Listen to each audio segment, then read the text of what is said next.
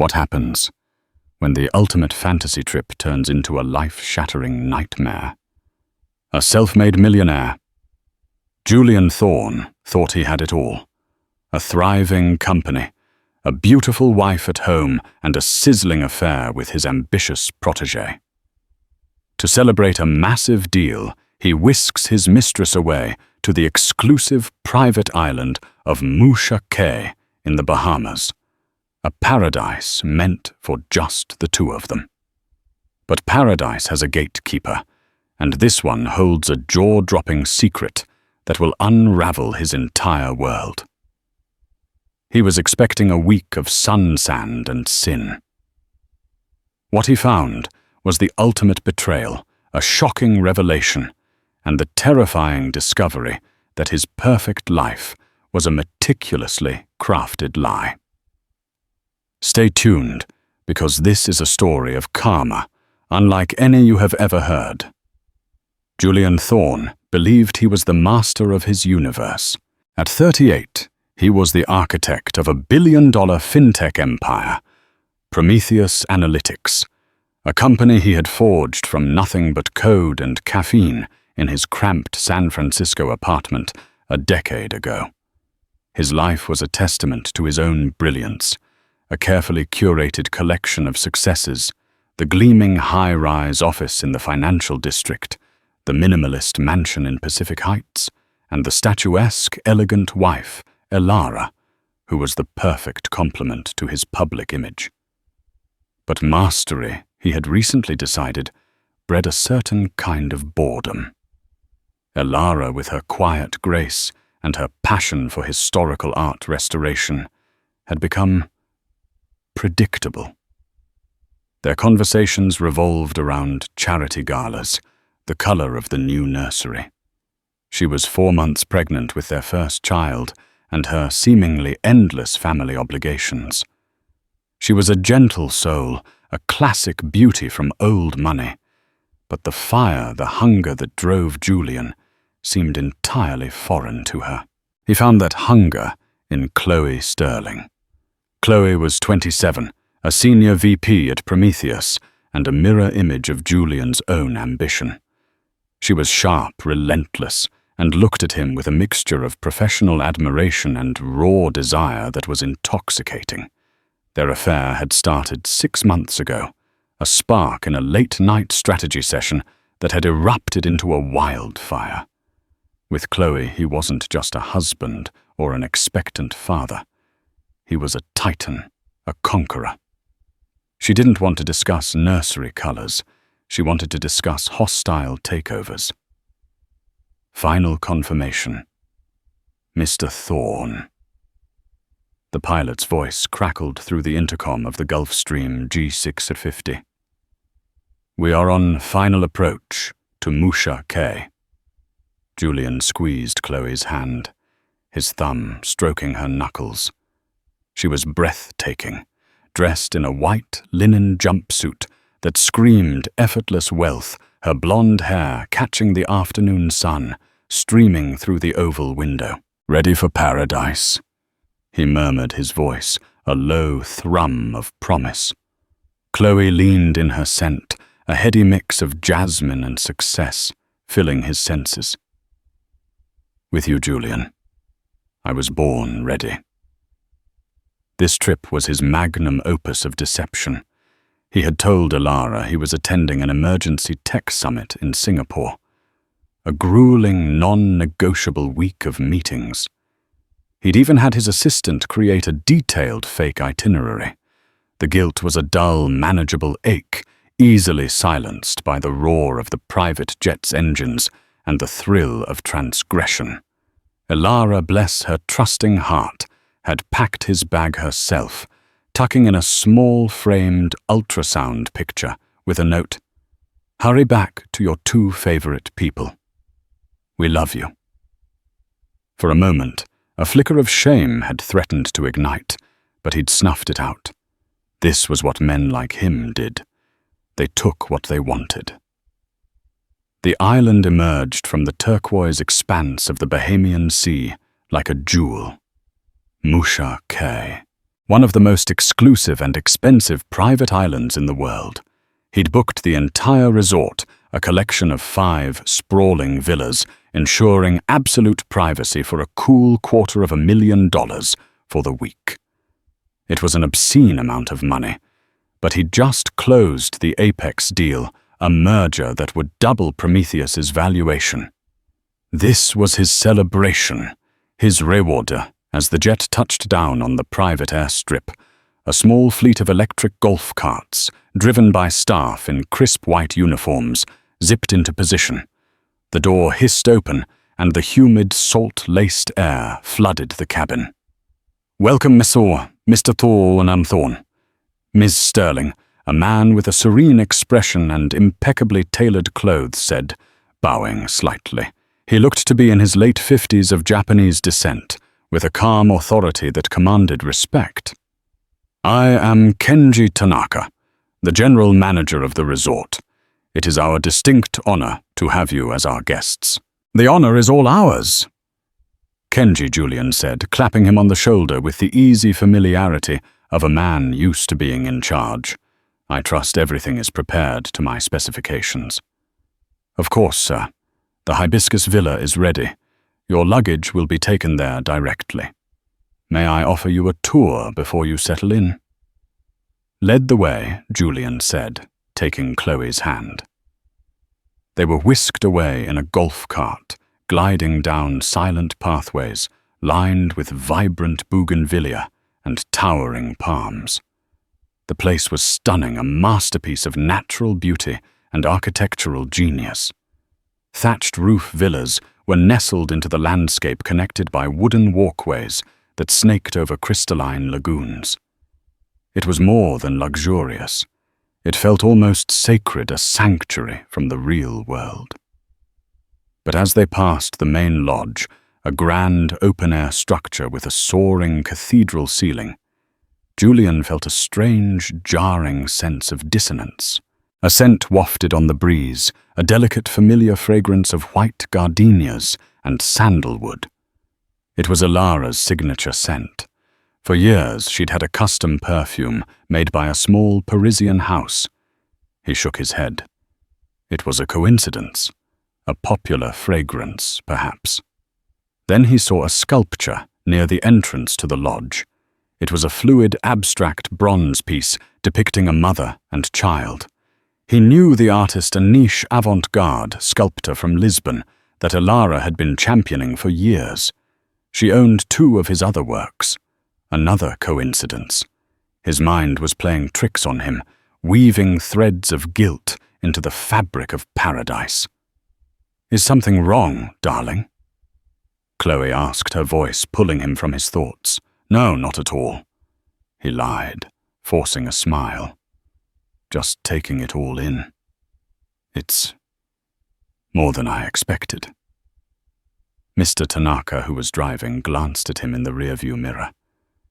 There was an unreadable glint in his eyes. "The owner has a very particular and refined taste," he said, his voice smooth as silk. "Every detail is curated to create a feeling of being home, even when you are a world away." Julian's unease deepened. He was a man who prided himself on control, on knowing every variable. But here in this perfect paradise he had paid for, he felt a sudden chilling premonition that he was not the one in charge at all. The Hibiscus Villa was a palace disguised as a beach house. It opened directly onto a secluded stretch of powdery white sand, its infinity pool bleeding seamlessly into the horizon of the azure sea. A personal chef and 2 butlers were assigned to them, their smiles warm, but their eyes discreet. Chloe was ecstatic, her squeals of delight echoing through the vaulted ceilings as she explored the sprawling suite. She ran a bath in the outdoor stone tub, ordered champagne, and pulled Julian toward the 4-poster bed draped in white linen. For a few hours, Julian managed to lose himself in the fantasy. The champagne, the sun Chloe's eager body. It was the perfect antidote to the creeping anxiety. He was Julian Thorne. He was in control. The familiar scent, the sculpture. They were nothing. His mind, overstimulated and primed by guilt, was simply making connections where none existed. The next day, however, the strange coincidences began to pile up. Each one a small stone dropped into the placid pool of his confidence. During breakfast on their private terrace, a feast of tropical fruits, lobster omelettes, and pastries that seemed to materialize out of thin air, he noticed the coffee. It was a specific single-origin bean from a small estate in the Blue Mountains of Jamaica.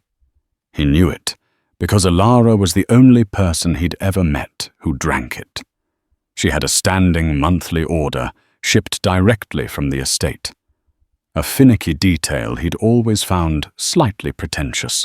When he asked the butler where it was from, the young man simply smiled and said, "It is the house blend, sir," a personal favorite of the owner. Later, as he and Chloe were lounging by the pool, a member of the staff brought him a selection of cigars. Nestled among the Cohibas and Monte Cristos was a box of Gurkha Black Dragon, an absurdly rare and expensive cigar.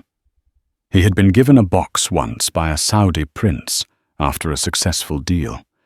He'd mentioned it to Alara, and for his birthday last year, she had somehow managed to procure another box for him through one of her family's connections. He had 2 left, which he kept in his humidor at home. "My God, Julian, is that a black dragon?" Chloe asked, her eyes wide. She knew her luxury brands. "I thought those were impossible to get." "They are," Julian said, slowly, picking one up.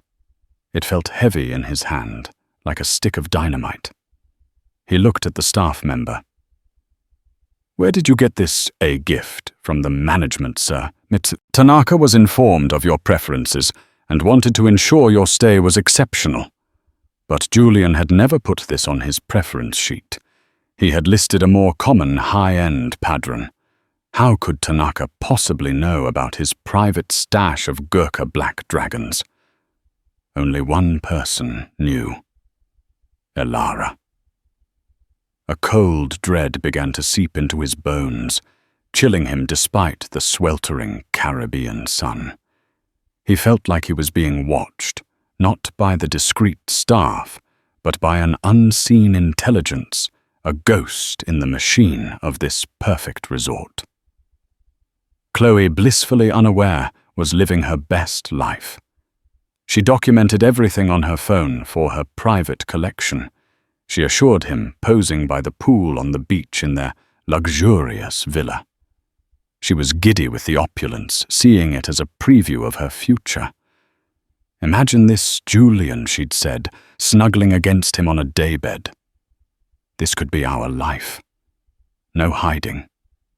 Just this. Always. Julian, however, was finding it increasingly difficult to imagine anything beyond the next 24 hours. The island was starting to feel less like a sanctuary and more like a beautifully constructed trap. He began to notice other things.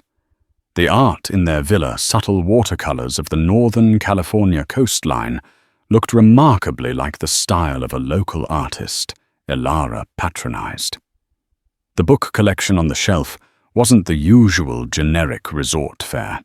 It included a first edition of The Great Gatsby, his favorite novel, and several obscure tomes on Byzantine art, Alara's specific area of academic interest.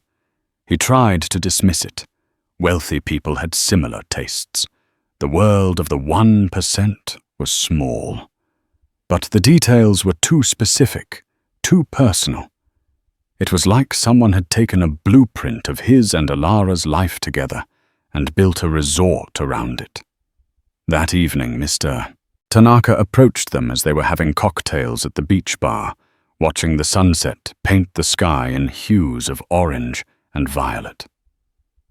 "Mr. Thorne, Ms. Sterling," he said with his customary bow. "I hope the island is meeting your expectations." "It's exceeding them, Kenji." Chloe purred, sipping her Bellini. Julian decided to probe. "Tanaka, your attention to detail is remarkable. The coffee, the cigars, it's as if you know me." Kenji Tanaka's placid smile didn't waver. "Our goal is to provide a predictive service, sir. We endeavor to know what our most valued guests desire before they do. We have extensive resources for our research." "Research?" Julian asked, his voice sharper than he intended. "What kind of research?" "Discrete inquiries, of course. We cross-reference public profiles, business associates, social circles. It is our mission to personalize the experience. The owner insists upon it." The owner. This mysterious, omniscient figure whose taste mirrored his wife's and whose resources could unearth his most private preferences. A sliver of pure, undiluted fear pierced through Julian's arrogance. Who the hell owned this place? He had booked it through a high-end, anonymous concierge service. The ownership was shielded by a series of shell corporations, a common practice for the ultra-wealthy seeking privacy. "And who is the owner?" Julian pressed, trying to sound casual. "I'd love to compliment them on their vision." For the first time, a flicker of something amusement, pity crossed Mr. Tanaka's face. "The owner values their privacy above all else. However, they are on the island this week, and they have requested the pleasure of your company for a formal dinner tomorrow evening at the main lodge, to personally welcome you." Julian's blood ran cold. Chloe clapped her hands in excitement. A dinner with the owner. How fabulous. They must be some eccentric billionaire. A Howard Hughes type. Julian stared out at the ocean, the beautiful sunset now looking ominous like a fire on the water. A dinner. A meeting. He had the sickening feeling that he was a pawn in a game he didn't even know he was playing. The master of the universe was about to meet his maker. The air in the main lodge the next evening was thick with anticipation.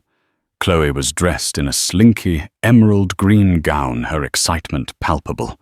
She saw the dinner as an opportunity, a chance to network, to be seen to solidify her place in this world of unimaginable wealth.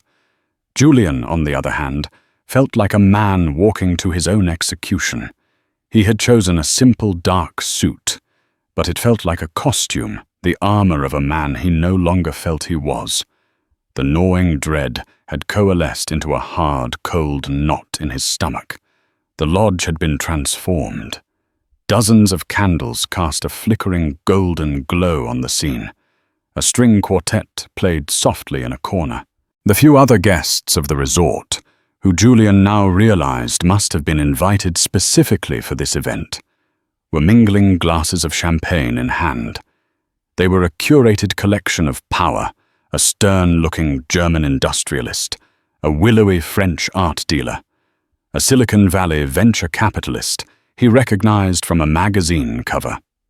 Mr. Tanaka greeted them at the entrance, his expression as serene and inscrutable as ever. "Mr. Thorne, Miss Sterling. So glad you could join us. The owner will be down momentarily." As they stepped into the room, Julian felt a dozen pairs of eyes turn toward them. The venture capitalist, a man named Marcus Rove, gave him a curt, almost dismissive nod. The art dealer simply stared at him with an expression of profound pity. It was clear to Julian then that this was not a welcome dinner. It was an audience, and he was the spectacle. "I don't understand," Chloe whispered, sensing the shift in the atmosphere. "Why is everyone looking at us like that?" Before Julian could answer, the music softened. Mr. Tanaka moved to the center of the room, his voice cutting through the low hum of conversation. Ladies and gentlemen, thank you for joining us this evening. It is my great honor to introduce the visionary behind this sanctuary, the founder and owner of Serafina Resorts. A hush fell over the room. All eyes turned toward the grand sweeping staircase that descended from the second floor. Julian held his breath. He expected to see a man, a reclusive tech billionaire, an Arab sheikh, a Russian oligarch. He expected someone who would explain the cigars and the coffee as an eccentric, elaborate display of customer service. He did not expect to see his wife. Elara Vance Thorne descended the staircase, and the world tilted on its axis. She was not the quiet, unassuming woman he had left in San Francisco. She was a queen. She wore a flowing gown of midnight blue silk that draped elegantly over her 4-month baby bump, a detail that was now impossible to miss. Her dark hair was swept up in an elegant chignon, and around her neck was the Van Cleef & Arpels necklace her grandmother had left her, a piece reserved for the most significant of occasions. She moved with a poise and authority he had never seen before. Her expression was calm, her eyes sweeping over the room before they landed with surgical precision on him. There was no pain in her gaze, no anger, just a cold, clear, devastating finality. The blood drained from Julian's face. A roaring sound filled his ears, drowning out the gasp that escaped Chloe's lips beside him. It was a physical shock, like a punch to the gut that stole all the air from his lungs. Every piece of the puzzle slammed into place with brutal clarity. The gardenia scent, the sculpture, the coffee, the cigars, the art, the books. This wasn't a coincidence. This was a statement. This wasn't just her resort. This was a world she had built, a world that reflected their life together, now repurposed as the stage for his humiliation. Elara reached the bottom of the stairs, and Mr. Tanaka bowed deeply. She gave him a slight, appreciative nod before addressing her guests, her voice as smooth and cool as polished marble. "Good evening, everyone. Thank you for being here." She looked around the room, her gaze pointedly skipping over Julian and Chloe. "I see some familiar faces, Marcus. It's wonderful to see you outside of a boardroom." Marcus Rove, the venture capitalist, smiled warmly. "Elara, the place is magnificent. Your father would be immensely proud." Her father? Julian's mind reeled. Elara's father, Harrison Vance, had been a quiet, formidable man who had passed away 2 years ago. Julian had known he was wealthy, the head of a diversified global holdings company, Vance International. But Elara had always been discreet about the true scale of it. And Julian, in his arrogance, had assumed his new money tech fortune was the dominant force in their marriage. He had seen the Vance family as old, stagnant money. He had been a fool. Finally, Elara's eyes settled on him. She gave him the polite, distant smile one might offer a stranger. "And Mr. Thorne," she said, her voice ringing with crystalline clarity in the silent room. "I see you received my invitation. I do hope your emergency summit in Singapore was productive." The words were a stiletto blade slid cleanly between his ribs. The quiet laughter from some of the guests was the sound of it twisting. Beside him, Chloe looked as if she had seen a ghost. Her face was pale, her mouth slightly agape as she looked from Elara to Julian and back again, the horrifying reality of the situation dawning on her. She wasn't the future Mrs. Thorne. She was the mistress, brought to a party thrown in her lover's wife's honor on her lover's wife's private island. Julian couldn't speak. His throat was closed, his mind a maelstrom of shock and disbelief. He had thought he was the master of his universe, a player moving pieces on a board. But he wasn't even a player. He was the board itself, and his pregnant wife, the woman he had so carelessly underestimated, had just declared checkmate. The dinner was an exercise in exquisite torture. Julian and Chloe were seated at the main table directly across from Elara. The other guests, now clearly revealed to be Elara's friends and business associates, spoke to her with reverence, and to Julian with a thinly veiled contempt. They discussed Vance International's recent acquisition of a hotel chain in Southeast Asia, a new philanthropic initiative in Brazil, and the rising value of their tech portfolio. Julian felt his world shrinking. Vance International wasn't just some dusty old money holding company. It was a dynamic, multi-billion-dollar global behemoth. And Elara, his quiet, art-loving wife, was not just an heiress. She was its chairwoman. Chloe sat in stunned silence, picking at her seared scallops, her face a mask of horrified realization. The ambitious, confident woman from the jet was gone, replaced by a frightened girl who was catastrophically out of her depth. Every time she dared to look at Elara, Elara's gaze would meet hers with an icy calm that offered neither pity nor recognition. Chloe Sterling, the rising star of Prometheus Analytics, had been rendered utterly insignificant. Julian, meanwhile, was drowning. He tried to catch Elara's eye to send some silent, desperate plea, but she was impermeable, engaging her guests, laughing at a joke from Marcus Rove, discussing the resort's sustainable energy systems with the German industrialist. She was performing the role of gracious host, and in doing so, she was systematically dismantling him, piece by piece, in front of a jury of his apathetic peers. After the dessert course, Elara finally stood, tapping her water glass with a spoon. "If I may have your attention for one final moment," she said. "I have a small piece of business to conclude." She looked directly at Julian, her expression unreadable. "Julian, Mr. Tanaka will show you to the study. We have something to discuss." It was a command, not a request. He rose numbly, his chair scraping against the stone floor. He didn't look at Chloe. He couldn't. He followed Mr. Tanaka out of the dining hall and down a quiet, candlelit corridor to a large room that served as the resort's office. It was a stark, modern space, dominated by a large mahogany desk and a floor-to-ceiling window overlooking the moonlit ocean. A few minutes later, Elara entered, closing the door softly behind her. She was no longer the public hostess. The warmth was gone, replaced by a chillingly professional demeanor. "Sit down, Julian," she said, gesturing to one of the chairs opposite the desk. She remained standing. "Elara, I don't know what to say." He stammered, his voice hoarse. "Don't say anything." She cut him off. "Just listen. You are here for one reason, because I wanted you to be. This island, this resort, this dinner.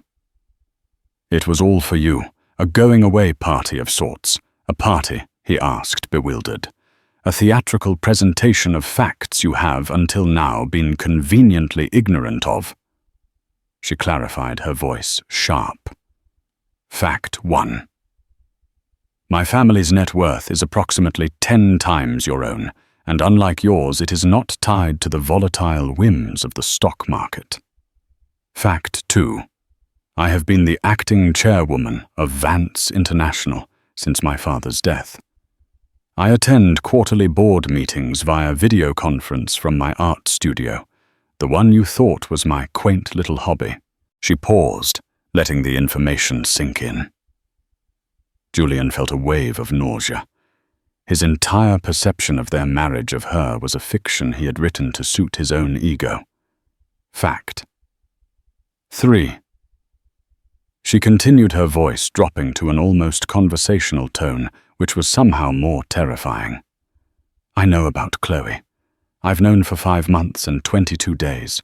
My head of security, a former Mossad agent, is exceptionally thorough. I have transcripts of your texts, recordings of your calls, and a detailed summary of your little strategy sessions. He flinched, as if struck. Elara, please. Please, what, Julian? She shot back her composure, cracking for just a second to reveal the raw pain beneath. Please forgive you. Please pretend that you didn't lie to your pregnant wife and take your assistant to a private island. An island which in a moment of spectacular poetic justice I happen to own. She took a deep breath, composing herself again. She walked over to the desk and picked up a slim, leather-bound folder. She slid it across the polished surface toward him. Which brings us to our final and most important fact. This is why you're really here. He opened the folder. Inside were financial documents, profit and loss statements, and internal memos. They were from his company Prometheus Analytics. They were documents he had never seen before, detailing catastrophic losses in a new European division and a series of high-risk failed algorithmic trades he had personally overseen, but buried in the quarterly reports. The bottom line was terrifying. Prometheus was bleeding money. It was leveraged to the hilt, and the Apex deal he had been so proud of wasn't a victory lap. It was a desperate last-ditch effort to stay solvent. How did you get this? He whispered, his hands trembling. Marcus Rove, she said simply. The venture capitalist you saw at dinner. His firm is one of your primary investors, and he is an old friend of my father's who sits on my advisory board. He's been concerned about your aggressive growth strategy for months. He brought these to me last week. She let the silence hang in the air, a heavy, suffocating blanket. You're on the verge of collapse, Julian. You were planning to use the inflated valuation from the Apex deal to secure another round of funding, weren't you? And if that failed, I imagine you were hoping your quiet, wealthy wife and her family would be your safety net. He had no words. She had seen through all of it. His lies, his posturing, his secret, desperate gamble. She had seen him more clearly than he had ever seen himself. So this is my offer, she said, her voice now devoid of all emotion. It was the voice of a CEO making a deal. Vance International will acquire a controlling interest in Prometheus Analytics. We will inject the necessary capital to save it. We will absorb your debt. Your company will survive. A flicker of hope ignited in his chest. Elara, thank you. I'm not finished, she snapped. We acquire 60% of the company for $1. You will step down as CEO effective immediately. You will retain a minority share, but you will have no voting rights and no position on the board. You will sign this divorce settlement, which forfeits any and all claims to my assets, both personal and professional. And you will never ever contact me or our child again outside of the official channels we establish for visitation rights, which will be at my sole discretion. She slid a second set of papers across the desk. Divorce papers. This is everything you've worked for, Julian, she said, her voice softening with a terrible final pity. You can save your company, the thing you love most. Or you can fight me, in which case I will not only divorce you and expose your affair, but I will instruct my financial division to short your stock into oblivion. Marcus and our other partners will pull their funding. You'll be bankrupt by Christmas. The choice is yours. He stared at the papers, his signature line waiting. He had walked into paradise as a king. He was now being asked to sign his own abdication, orchestrated by the one person in the world he had been arrogant enough to believe he had completely under his control. While Julian was being systematically dismantled in the study, Chloe Sterling was trapped in her own personal hell at the dinner table. The moment Alara had revealed her identity, Chloe's world had fractured. The future she had so vividly imagined, weekends in the Hamptons, a seat on the board, the envy of everyone she knew, had evaporated like a mirage. The other guests had long since moved on to other topics, leaving her socially stranded. She felt their judgmental eyes on her, branding her with the scarlet letter of Mistress. She was no longer a brilliant VP or a desirable woman. She was a cliché, a home wrecker, and worst of all, a fool who had hitched her wagon to a falling star. Her anger, at first directed at Alara for this public humiliation, quickly curdled and turned toward Julian. He hadn't just lied to his wife, he had lied to her. He had presented himself as an all-powerful master of the universe, with a meek, docile wife in the background. He had never once hinted at the true scale of Alara's family, her power or her position. He had made Chloe feel like his partner in a conquest, when in reality she was just a sordid little secret he couldn't even manage to keep. When Julian failed to return to the table and the party began to wind down, Chloe slipped away her emerald gown, now feeling cheap and gaudy. She made her way back to the Hibiscus Villa, her mind racing. What was her next move? Should she pack her bags? Should she confront Julian? She found him an hour later, standing on their private terrace, staring blankly at the dark ocean. He held a sheaf of papers in his hand. The divorce settlement. So she said, her voice brittle. Was it a productive meeting? CEO Julian turned slowly. His face was ashen, his eyes hollow. The confident, charismatic man she had fallen for was gone, replaced by this ghost. "It's over, Chloe," he said, his voice a dead monotone.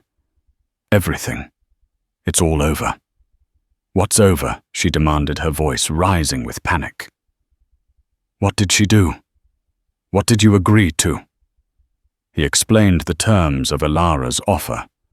The hostile takeover disguised as a rescue. His removal as CEO. The ironclad divorce agreement. As he spoke, Chloe's panic morphed into pure, unadulterated rage. "You're just going to let her do this?" she shrieked. "You're going to give away your company. The one you built, for $1. Have you lost your mind?" "I have no choice," he said, slumping into a chair. "She has me. She has everything." "No, she doesn't." Chloe shot back her ambition, flaring back to life, fueled by desperation. "You have me. We can fight her. We can expose her for the manipulative shrew she is. We can go to the press.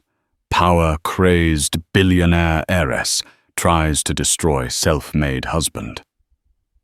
We can create a narrative." Julian looked at her, as if seeing her for the first time. He saw the naked, frantic ambition in her eyes, the same hunger that had once drawn him to her. But now it looked ugly parasitic. He realized in that moment that she had never loved him. She had loved his power, his status, his company. And now that it was all slipping away, she was terrified of losing her investment. A narrative he repeated, a bitter, hollow laugh escaping his lips. "Chloe, you don't get it. This isn't a PR battle. This is a war, and I've already lost. She controls the board, the investors, the media. Her father was a legend. She's his daughter. I'm just some tech bro who cheated on his pregnant wife. Who do you think the world is going to side with? So you're just going to crawl away with nothing." She spat, her voice laced with contempt. "What about me? Julian? What about everything you promised me? A board seat, a partnership, our future." "There is no us," he said. the finality in his voice chilling her to the bone. There was never going to be an us. I was using you for an ego boost, and you were using me as a shortcut up the corporate ladder. Let's not pretend this was some great romance. The truth of his words struck her with the force of a physical blow. All her carefully constructed justifications, her belief that she was different, special, crumbled into dust. She was just another casualty in the blast radius of his implosion. Her fury gave way to a desperate last-ditch gambit. She decided to appeal to Elara, woman to woman. Surely the pregnant abandoned wife would have some sympathy. Perhaps she could negotiate a severance package, a quiet exit with her reputation and finances intact. The next morning, she found Elara walking on the beach near the main lodge. She was alone, a serene figure against the backdrop of the rising sun. "Mrs. Thorne." Chloe began, her voice trembling slightly. "Elara, can I speak with you for a moment?" Elara stopped and turned, her expression unreadable. She didn't invite Chloe to speak. She simply waited. I want you to know how sorry I am." Chloe stammered the practiced words, feeling hollow and absurd. "I never meant for any of this to happen. I was naive. Julian, he told me you two were distant, that the marriage was over in all but name." Elara listened patiently until Chloe finished, her eyes fixed on Chloe's face. "Are you finished?" Elara asked, her voice quiet. Yes. I just thought you should know. I'm not a bad person." Elara gave a small, humorless smile. "Ms. Sterling, let me be very clear, so that we don't have to have another conversation. I do not think about you at all. You are a symptom of my husband's weakness, not the cause of it. You are a line item in a long list of his moral and financial failures. Your apology is irrelevant, and your personal character is of no interest to me." Chloe felt her face flush with shame. "As for your professional future," Elara continued as if discussing a weather report. "Your employment at Prometheus Analytics is terminated effective immediately for gross misconduct. My legal team has drawn up a non-disclosure agreement. It's quite comprehensive. If you sign it, you will receive a standard 2-month severance. If you refused, or if you ever speak of me, my husband, or this company to anyone, I will ensure that not only will you never work in the tech industry again, but your name will be so thoroughly tarnished that you won't be able to get a job managing a Starbucks. Mr. Tanaka has the paperwork. A boat is waiting to take you to the airstrip. You have 1 hour." Without another word, Elara turned and continued her walk down the beach, leaving Chloe standing alone on the sand, the waves washing over her feet. She was no longer a player in the game. She had been summarily dismissed, a minor character, written out of the story with brutal, efficient indifference. Paradise had spat her out.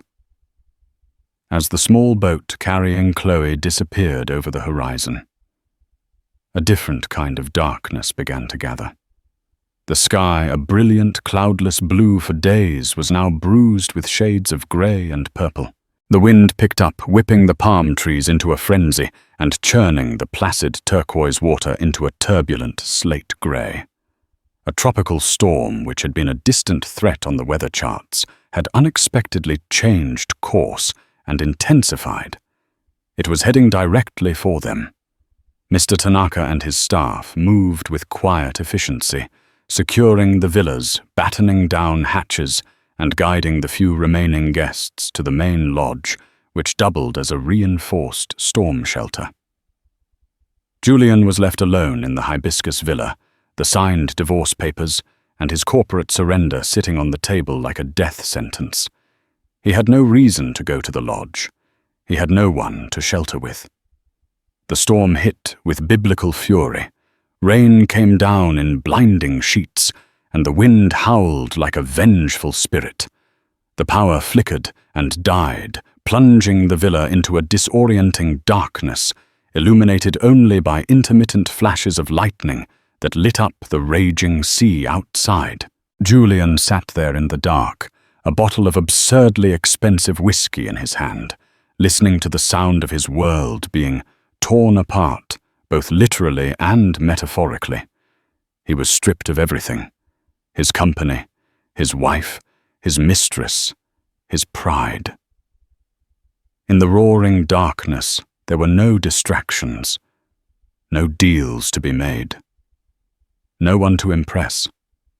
There was only the raw, unfiltered truth of who he was, a cheat, a liar, and a failure who had spectacularly underestimated the woman who was carrying his child. Suddenly, a frantic banging on his door cut through the roar of the wind. He stumbled to open it. It was Mr. Tanaka. His calm demeanor shattered his face etched with worry. He was drenched, his white uniform plastered to his skin. Mr. Thorne. "You must come to the lodge immediately. It's Mrs. Thorne." "What? What's wrong with her?" Julian asked, his alcohol-numbed brain struggling to catch up.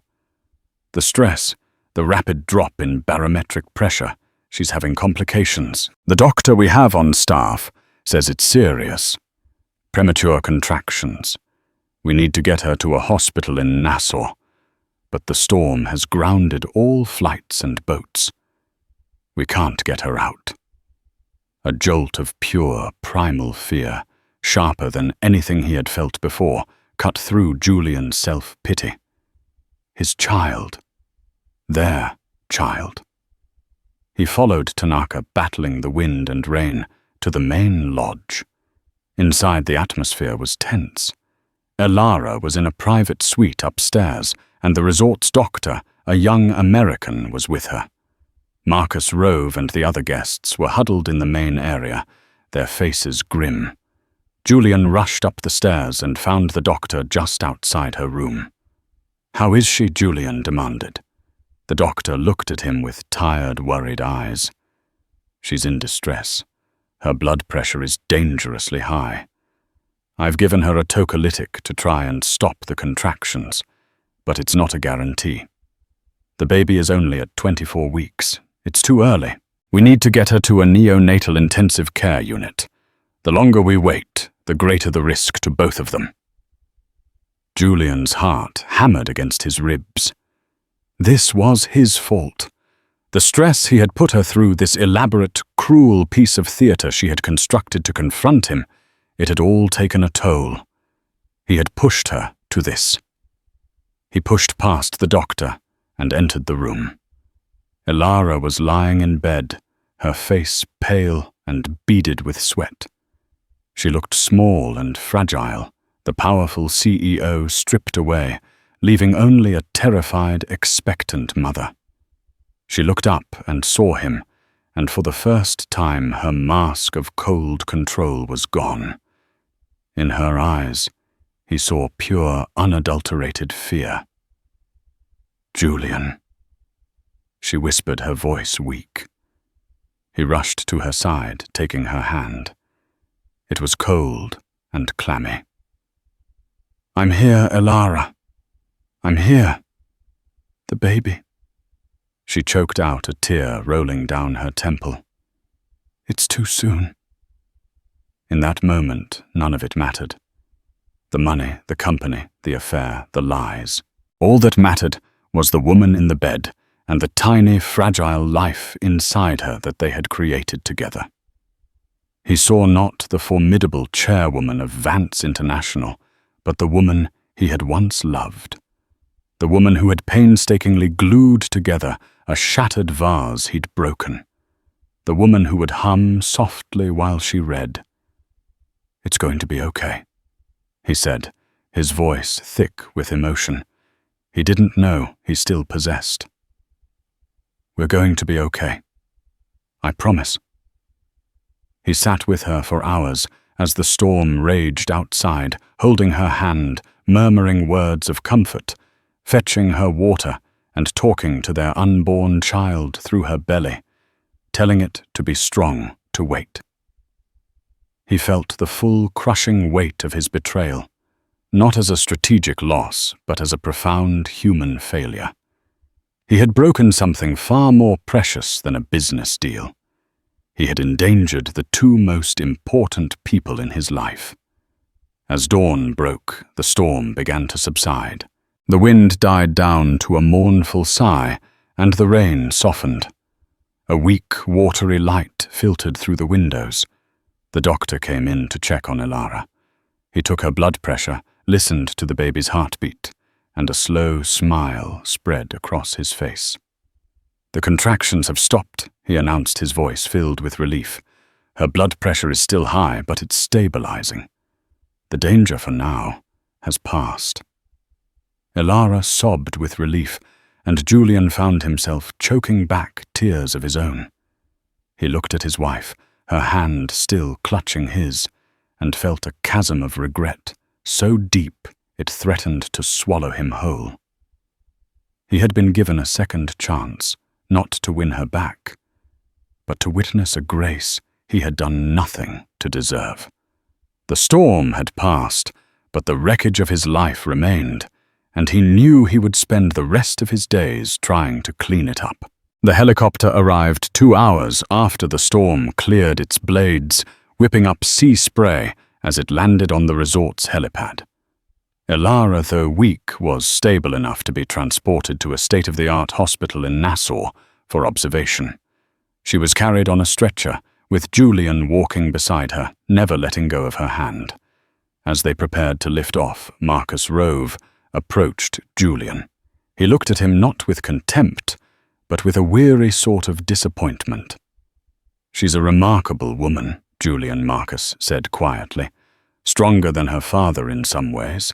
I hope for the child's sake you realize what you've thrown away." Julian could only nod. The words caught in his throat. They flew in silence, the noise of the helicopter, a barrier between them. Elara seemed to be sleeping, her face still pale. Julian watched her, memorizing the lines of her profile, the gentle curve of her pregnant belly. He had taken this for granted, this woman, this life. He had treated her love like a stock option. He could cash in at his convenience, and he had learned in the most brutal way possible that it was a priceless, non-renewable resource. At the hospital in Nassau, Elara was given a private suite, and a team of specialists confirmed that both she and the baby were out of immediate danger. The crisis had passed. Once she was settled, a nurse politely but firmly told Julian that Mrs. Thorne needed to rest and that visiting hours were over. He understood. The brief truce forged in the crucible of the storm was over. Reality was reasserting itself. He found Mr. Tanaka waiting for him in the hospital lobby. The serene manager looked tired, but his composure was back in place. He handed Julian a plane ticket. "This is a commercial flight back to San Francisco, Mr. Thorne." "It leaves in 3 hours," Tanaka said. "Mrs. Thorne's lawyers will be in touch with yours to finalize the paperwork. All of your belongings from the villa have been packed and will be shipped to a storage unit. Your home in Pacific Heights is being put on the market." The efficiency was breathtaking. He was being excised from her life with the same precision with which she had run her company. Tanaka Julian said, his voice raw. Tell her I'm sorry. Not for the company, not for the money, for everything, for what I did to her, to our family." "I will pass along the message," Sir Tanaka said, with a slight bow. And then he was gone. The flight back to San Francisco was the longest of Julian's life. He was no longer in a private jet sipping champagne. He was in a middle seat in economy, plus a stranger's elbow digging into his ribs, the reality of his new diminished life, starkly clear. He was a man with a minority share in a company he no longer controlled, soon to be divorced from the woman he had wronged, and a father to a child he might barely get to know. Months passed. The divorce was finalized with quiet, ruthless speed. The sale of Prometheus Analytics to Vance International was announced in the financial press, framed as a strategic partnership. Julian was mentioned as stepping into an advisory role to pursue new ventures. It was a clean, professional narrative that erased all the drama, all the betrayal. Elara had given him that one last gift. She had allowed him to keep a shred of his public dignity. He moved into a small, soulless apartment downtown. He watched from the sidelines as Elara's new management team expertly righted his company, trimming the fat, cutting his reckless projects, and setting it on a path to stable long-term growth.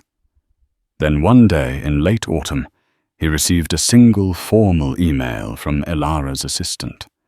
It contained a photograph, a beautiful, healthy baby girl wrapped in a soft pink blanket, with a shock of dark hair and Elara's deep, intelligent eyes.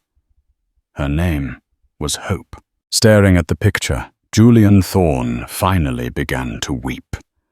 He wept for the man he had failed to be, for the wife he had lost, and for the father he now had, to learn how to become from a distance, one carefully supervised visit at a time. His empire was gone. His paradise was a memory of shame. But in the face of that tiny, innocent child, he understood that the real work of his life had just begun. He had lost the world, but he had been given a single fragile reason to rebuild himself from the ashes. Julian Thorne's story is a powerful cautionary tale about the true cost of arrogance and betrayal. He thought he had the world at his fingertips, but he failed to see the incredible power and strength in the person closest to him. In the end, he didn't just lose his company and his fortune. He lost his family, his honor, and the life he so carelessly took for granted. But it's also a story of incredible resilience. Elara Vance.